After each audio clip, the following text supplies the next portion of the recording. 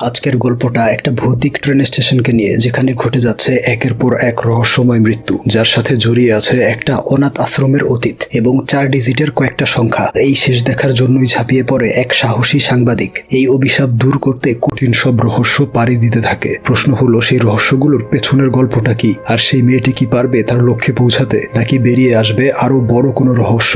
সব প্রশ্নের উত্তর খুঁজে পাবেন এই horror thriller movie the ghost স্টেশনের গল্পে।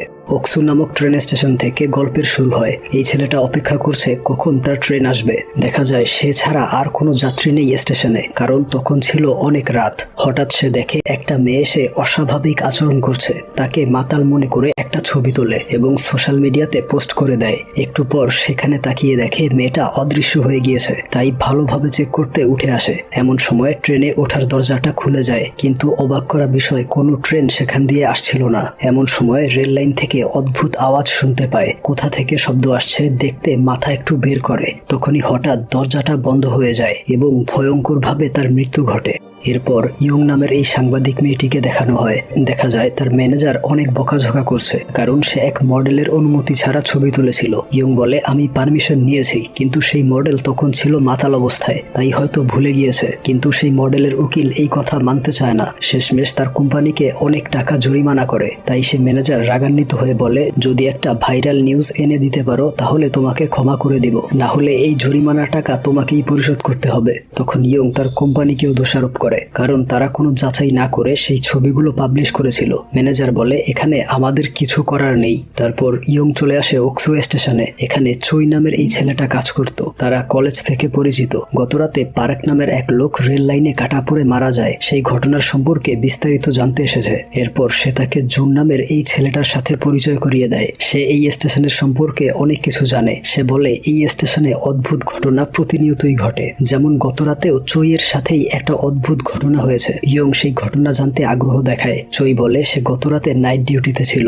হঠাৎ সিসিটিভিতে দেখতে পায় স্টেশনের এক পরিত্যক্ত প্ল্যাটফর্মে একটা লোক হেঁটে বেড়াচ্ছে। এই দেখে সে দৌড়ে ওই লোকটা মানে পার্কের কাছে যায়। তবে সেখানে গিয়ে দেখে পার্ক কোনো কথাবার্তা বলছে না, যেন কেউ তাকে কন্ট্রোল করছে। তাছাড়া সেখানে একটা ভৌতিক বাচ্চাকেও দেখতে পায়। এই দেখে সে ভয়ে পেছনে সরে আসে। এমন সময় ট্রেন এসে পড়লে পার্ক মৃত্যুবরণ করে। ইয়ং বলে, ঘটনাটা খুবই রহস্যজনক, এই নিয়ে আরো তদন্ত করতে হবে। তারপর সে স্টেশনের মর্টেশিয়ান কিমের সাথে দেখা করতে আসে। মর্টেশিয়ান হলো যারা বেওয়ারিশ লাশের দাফনের ব্যবস্থা করে। ইয়ং বলে, আপনাকে দেখলে তান্ত্রিকদের মতো মনে হয়। কিম জানায় তার বাবা একসময় ছোটখাটো জাদুবিদ্যা করত, তাই সেও কিছুটা আধ্যাত্মিক বিষয়ে জ্ঞান রাখে। গতরাতে মৃত্যুবরণ করা পার্কের লাশ সে নিজেই উঠাতে গিয়েছিল। তখন রেল লাইনের পাশে একটা বাচ্চাকে দেখতে পায়। সে আধ্যাত্মিক হওয়াতে বুঝতে পেরেছিল সেই বাচ্চাটা একটা আত্মা, আর সেই আত্মা তাকে একটা সংখ্যা বলে অদৃশ্য হয়ে যায়। সবকিছু শুনে ইয়ং বুঝতে পারে ঘটনাগুলো খুবই রহস্যময়। এরকম গল্প পাঠকরা অনেক পছন্দ করে। সিদ্ধান্ত নেয় এই ঘটনাগুলো পাবলিশ করবে। তাই সে চইকে ফোন করে বলে, সেই রাতের সিসিটিভি ফুটেজগুলো কালেক্ট করে দাও। রিপোর্টে সেই ফুটেজ দিলে আরো বেশি ভিউ হবে।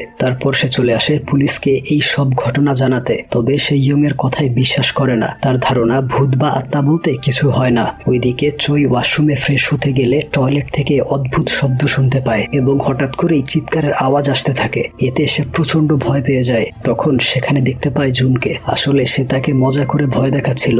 এতে চই তার সাথে অনেক রাগারাগি করে, কারণ সে এরকম মজা করা মোটেও পছন্দ করে না। এই বলে সে চলে যায়। তখন জুন ফ্রেশ হতে গেলে আয়নাতে একটা সংখ্যা দেখতে পায়। এইদিকে চই তাদের অফিস রুমে চলে আসে এবং লুকিয়ে সেই ফুটেজগুলো একটা পেন ড্রাইভে নিয়ে নেয়। ইয়ংকে সেগুলো দিয়ে দেয়। সে আরো বলে, এখানে আসার সময় এক ট্রেন চালককে দেখেছে। তার ট্রেনের নিচে চাপা পড়েই পার্ক মারা গিয়েছিল। সেই চালকের আচরণ ছিল খুবই অস্বাভাবিক। এই শুনে ইয়ং দ্রুত স্টেশনে ছুটে আসে। দেখতে পায় সেই চালক একটা বেঞ্চে বসে আছে। ইয়ং তাকে নানান রকমের প্রশ্ন করতে শুরু করে, অর্থাৎ তার ইন্টারভিউ নেওয়ার চেষ্টা করছিল। তবে লোকটা প্রথমে কোনো কথার উত্তর দেয় না, যেন সে কারো দ্বারা হিপনোটাইজড হয়ে আছে। তখন আয়নাতে দেখা যায় তার ঘাড়ের উপর একটা বাচ্চা মেয়ের আত্মা বসে আছে। যদিও সেই বাচ্চাকে ইয়ং দেখতে পারছিল না। সে জিজ্ঞেস করে দুর্ঘটনার সময় অদ্ভুত কিছু দেখেছিলেন কিনা। সে বলে দুজনকে দেখেছিল। এসব বলে সে হেঁটে চলে যেতে থাকে। তখন লোকটার ঘাড়ে অনেকগুলো নখের দাগ ভেসে ওঠে। এরপর দেখানো হয় ইয়ং মেট্রো রেলে কোথাও যাচ্ছে। আশেপাশের লোকজন তার লেখা ওকসো স্টেশনের আর্টিকেল পড়ছিল। এই দেখে সে খুবই আনন্দিত হয়। এমন সময় হঠাৎ নিচ থেকে একটা আত্মা তার পা ধরে বসে। এতে সে প্রচন্ড ভয়ে চিৎকার করে ওঠে। তখনই তার ঘুম ভেঙে গেলে দেখে সে তার অফিসে আছে। বুঝতে পারে এতক্ষণ সে দুঃস্বপ্ন দেখছিল।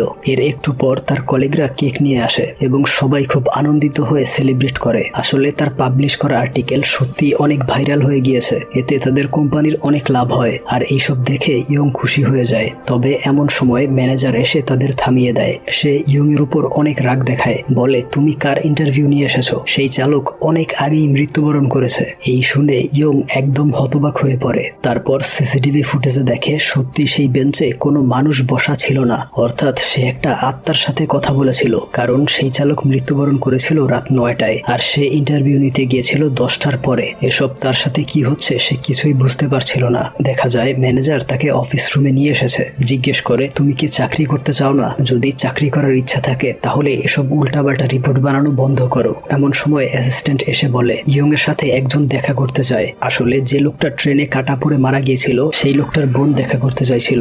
তারা অনেকদিন ধরেই ওয়ান উইন ব্যবহার করছে। ব্রাভাস জি80 অ্যাপেল ডিভাইস ও ফ্রি স্পিন পায় লাকি ড্রাইভে। ব্ল্যাক জ্যাক রুলেট সহ অগণিত মজাদার গেম খেলতে পারে। এছাড়াও পায় অ্যাস্ট্রোনট, এভিয়েটর ও স্পেস প্ল্যানের মতো মজাদার গেম। প্রথম জমাতে পেয়েছে 500% বোনাস, 600% বোনাস পেয়েছে ক্রিপ্টোর সাথে, আর সাপ্তাহিক ক্যাশব্যাক পেয়েছে 30% গেমের জন্য। নিজের প্রিয় টিমকে সাপোর্ট করার জন্য লাইভ ম্যাচ দেখে আর উপভোগ করে ইউএফসি চ্যাম্পিয়ন জন জোন্সের সাথে। আর তারা এই প্রচার কোড ব্যবহার করতে পারে। আর বিস্তারিত পিন কমেন্টে দেখে। ইয়ং তার সাথে দেখা করতে চলে আসে। মেয়েটার নাম হচ্ছে শিন। তাকে দেখে ইয়ং এর কিছু একটা মনে পড়ে। সেদিন ট্রেন চালকের কথা বলতে যাওয়ার সময় শিনকে দেখেছিল। তাছাড়া কিমের সাথে দেখা করতে গিয়েও তাকে দেখেছিল। আসলে তখন সে পার্কের জিনিসপত্রগুলো আনতে গিয়েছিল। ইয়ং জিজ্ঞেস করে আমাকে বিশেষ কিছু বলবেন? শিন বলে আমার ভাই একজন সাধারণ রাঁধুনি ছিল, কিন্তু আমি মস্তিষ্কজনিত রোগে আক্রান্ত। ঘুমাতে গেলে বারবার একটা কুয়ো বা জলাশয়ের স্বপ্ন দেখি। সেই দৃশ্যটা ছিল আমার ছোটবেলার স্মৃতি থেকে। এখানে ওকসো স্টেশন হওয়ার আগে একটা অনাথ আশ্রম ছিল, যার সামনেই ছিল একটা কুয়ো। কিন্তু সেই কুয়োতে কি হয়েছিল সেটা তার মনে নেই। সে বলে আমি ওই সমস্যার কারণে অনেক সাইকোলজির ডক্টর দেখিয়েছি, কিন্তু কোনো লাভ হয়নি। হয়তো পার্ক সেদিন ওই কুয়োটাই খুঁজতে বের হয়েছিল যাতে শিন সুস্থ হয়ে যায়। সবকিছু শুনে ইয়ং চলে আসে হিস্ট্রি লাইব্রেরিতে। এখানে সমস্ত ডাটা জমা করা থাকে। ওকসো স্টেশনের ইতিহাস পড়ে একটা অনাথ আশ্রম সম্পর্কে জানতে পারে। সেগুলো শিনকে পাঠিয়ে দিলে এই জায়গাটা সে চিনতে পারে এবং ঘাবড়ে যেতে শুরু করে। এরপর ইয়ংকে ফোন করে জানায় সে এই কুয়োটা চিনতে পেরেছে, কিন্তু অনাথ আশ্রমের ব্যাপারে কিছুই মনে পড়ছে না।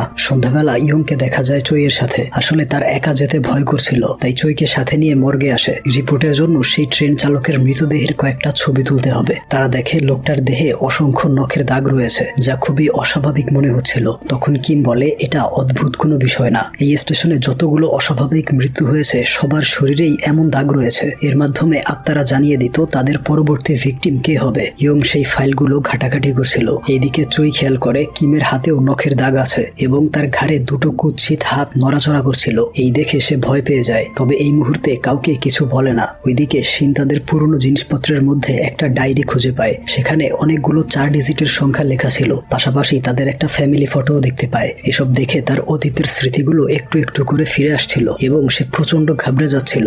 এমন সময় অন্য ঘর থেকে একটা চিৎকার শুনতে পায়। এতে আরো বেশি ভয় পেতে শুরু করে। তবে সৌভাগ্যবশত সেই ঘরে গিয়ে কোনো ভৌতিক কিছু দেখতে পায় না। পরদিন ইয়ং অফিসে গিয়ে জানতে পারে ট্রেন চালকের বিষয়ে যে রিপোর্ট করেছিল সেটা অনেক বেশি ভিউ পেয়েছে। এমনকি রাতারাতি সেই ঘটনা সোশ্যাল মিডিয়াতেও ভাইরাল হয়ে যায়। অনেকেই ওকসো স্টেশনে গিয়ে নকল নখের দাগ আঁকিয়ে ছবি পোস্ট করছিল। পুরো বিষয়টা একটা ট্রেন্ডে পরিণত হয়েছে। এর ফলে কে আসল ভিকটিম সেটা বুঝতে অনেক কষ্ট হবে। এমন সময় ম্যানেজার তাকে রুমে ডেকে নিয়ে আসে। তাকে জিজ্ঞেস করে এরপর সে কোন বিষয়ে আর্টিকেল করবে। ইয়ং জানায় শিন এবং পার্কের অতীত খুব রহস্যময়। তাদের বিষয়টা নিয়ে তদন্ত করতে চায়। এখানে ম্যানেজারকে দেখে মনে হচ্ছিল সে তার উপর বিরক্ত হচ্ছে। আসলে সে তাকে পছন্দ করে না, সবসময় বিনা কারণে তার পেছনে লেগে থাকতো। এই দিকে দেখা যায় জুন আবারও চুইকে ভয় দেখিয়ে মজা নিচ্ছে। চুই দেখতে পায় জুনের হাতের নখের দাগ উঠেছে, তবে জুন বলে সোশ্যাল মিডিয়ার ট্রেন্ড ফলো করেছি। অপরদিকে এই মেয়েটা মাতাল অবস্থায় স্টেশনের ওয়াশরুমে যায় এবং ফ্রেশ হওয়ার সময় হঠাৎ একটা বাচ্চার আত্মা তার সামনে এসে পড়ে। সাথে সাথেই তার শরীরে নখের দাগ উঠে যায়। এরপর সেই আত্মা তাকে নৃশংস মারাত্মকভাবে মেরে ফেলে। তার চিৎকার শুনে কন্ট্রোল রুম থেকে ফোন করা হয় জুনকে। তাকে ওয়াশরুমে গিয়ে চেক করতে বলে, কেউ হয়তো টয়লেটে আটকা পড়েছে। এই শুনে জুন ওয়াশরুমে এসে চেক করে, বলে এখানে কেউ থাকলে সারাদিন, কিন্তু কোনো উত্তর পায় না। তখন আচমকা তার সামনেও ভয়ানক বাচ্চার আত্মা চলে আসে, তাকেও সেখানে মেরে ফেলা হয়। আসলে সেদিন আয়নাতে 4 ডিজিটের সংখ্যা পড়ে ফেলায় তার উপরে আক্রমণ করেছে। এরপর দেখা যায় ইয়ং জুনের অন্তিম বিদায়ের অনুষ্ঠানে এসেছে। তখন সেই পুলিশ অফিসার এসে তাকে বলে, আপনি কিন্তু আমাদের সন্দেহভাজনের তালিকায় আছেন। যারাই অস্বাভাবিকভাবে মৃত্যুবরণ করেছে তাদের সাথে আপনার সম্পৃক্ততা রয়েছে। ইয়ং বলে সে এসবের জন্য দায়ী নয়, কারণ সে নিজেই কনফিউজড। এমন সময় চুই তাকে ফোন করলে সে দ্রুত সেখান থেকে চলে আসে। দেখতে পায় চুই তার অ্যাপার্টমেন্টের সামনে বসে কান্না করছে। ইয়ং তাকে সবকিছু খুলে বলতে বলে। চুই জানায় গতরাতে বাসায় ফেরার সময় একটা বাচ্চা মেয়েকে দেখতে পেয়েছিল। মেয়েটার ড্রেসে একটা 4 ডিজিটের সংখ্যা দেখে সেটা পরে ফেলে। এরপর থেকেই তার হাতেও নখের দাগ চলে এসেছে। এর জন্যই সে প্রচন্ড টেনশন করছিল। তার একা থাকতে ভয় করবে ভেবে ইয়ং তার বাসাতেই থেকে যায়। রাতে চুই ঘুমানোর সময় স্বপ্নে দেখে একটা আত্মা তাকে ভয় দেখাচ্ছে। আরো দেখে সে ওই কুয়োর মধ্যে আটকা পড়েছে এবং সেখানে জুন তার গলা চেপে ধরে। আর তখনই ভয়ে তার ঘুম ভেঙে যায়। তখন ইয়ং দৌড়ে আসলে তার সাথে এই সবকিছু শেয়ার করে। এখানে দুজনেই বুঝতে পারে সেই কুয়োটা খুবই গুরুত্ব বহন করছে। সেটাকে খুঁজে পেলে হয়তো তাকে বাঁচানো সম্ভব হবে।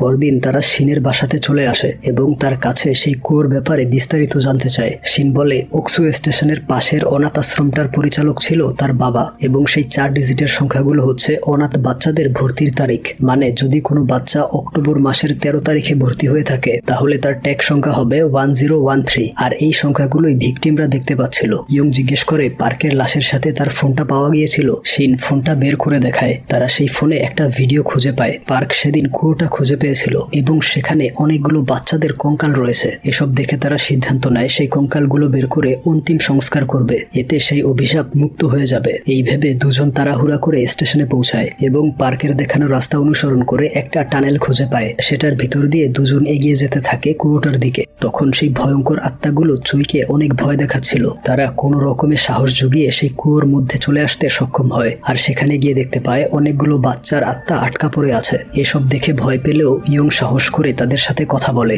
সে জানায় তাদেরকে মুক্ত করতে এসেছে এবং তাদের সাথে যে অন্যায় হয়েছে সেই খবরটাও পাবলিশ করে সবাইকে জানিয়ে দিবে। এই শুনে সেই আত্মাগুলো জোরে জোরে চিৎকার করে কান্না করতে থাকে। এরপর হঠাৎ সব গায়েব হয়ে যায়, অর্থাৎ তাদের কঙ্কাল নিয়ে যেতে অনুমতি দিয়েছে। দেখা যায় পুলিশরা এসে সেই কঙ্কালগুলো উদ্ধার করে নিয়ে যাচ্ছে। এইদিকে ইয়ং আর চুই এক জায়গায় বসে কথা বলছিল। সেই আত্মাগুলো আর কাউকে মারবে না, বিষয়টা স্বস্তিদায়ক। এরপর ইয়ং সেই পুরো ঘটনার একটা প্রতিবেদন পাবলিশ করে দেয়। তবে এতে ম্যানেজার একদম রাগান্বিত হয়ে যায়, কারণ সে বলেছিল সেই আন্ডারগ্রাউন্ড টানেলের ব্যাপারে তাকে না জানিয়ে কিছু পাবলিশ করতে না। কিন্তু ইয়ং তার কথা শুনেনি। এর জন্যই সে রাগারাগি করছিল এবং তাকে চাকরি থেকে বের করে দেওয়ার হুমকি দেয়। ইয়ং বাহিরে আসলে অ্যাসিস্ট্যান্ট তাকে বিষয়টা খুলে বলে। আসলে সেই আন্ডারগ্রাউন্ড টানেল সম্পর্কে ম্যানেজার অনেক আগ থেকে রিসার্চ করেছে, কিন্তু সে কিছুই খুঁজে পায়নি। তবে ইয়ং সেই রহস্যটা খুব সাহসিকতার সাথে সলভ করেছে। এই ব্যাপারটার কারণে সে অনেক বেশি হিংসে করছিল। এইদিকে দেখা যায় চুই স্টেশনে নাইট ডিউটি করছে। তখন হঠাৎ একটা আত্মা তার হাত ধরে বসে।